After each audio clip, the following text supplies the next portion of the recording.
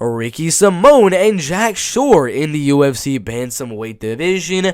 Now, for this fight, it's going to be very, very interesting because we got an undefeated 16-0 Wales fighter right here. One of the first fighters from Wales to go into the UFC. Not the first, but he is one of the first. He's going to be a little bit taller than Ricky Simone, a little bit lengthier than Ricky Simone, but Ricky has definitely fought the better opponents in his UFC career, fighting guys like Ray Borg, Rob Font, Uriah Faber, Montel Jackson, Merab Dvalishvili, and then plenty of other very solid guys. But the main way he's losing is right here with a second round of submission right there. The Uriah Faber with the crazy knockout, and then Rob Font with the decision. So this is a style he has not really faced too many times before because it's a tall, rangy boxer type of guy with legit jiu-jitsu as well. So I would agree that Jack Shore is probably going to have the striking advantage here. The only question and the only reason I think it is a pretty close fight in the bantamweight division is,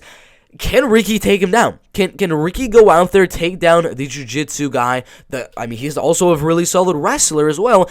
Can Ricky Simone consistently take down Jack Shore and grind out a decision without taking too much damage on the feet where the judges say, Jack Shore landed a little bit too much on the feet where we're going to have to side with Jack Shore on the judges' scorecards?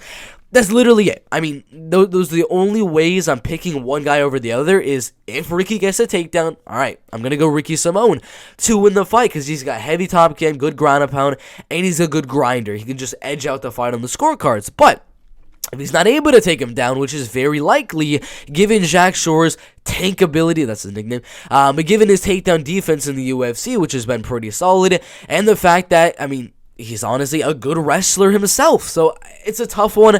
I think jiu-jitsu goes Jack Shore, wrestling slightly leaning Ricky Simone, but Jack's wrestling is very, very solid as well. And then, of course, the striking is going Jack Shore. He looked very, very solid on the feet against another good striker in Timur Valiev last time around. So it's a good fight. It's a good fight. I think either one of these guys, whoever is the winner of this fight, will most likely be a top 5 fighter like 2 years from now, 1 year from now even.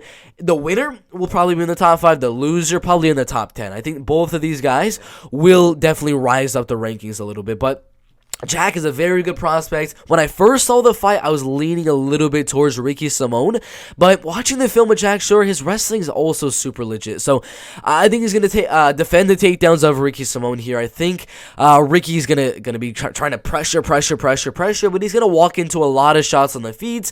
Jack Shore is going to defend a lot of the takedowns, attempt a few submissions and things like that, and the judges will give Jack Shore the 29-28 decision. And again, this is one thing I don't understand about this fight. Why in the world is it on the prelims? That's my question right there.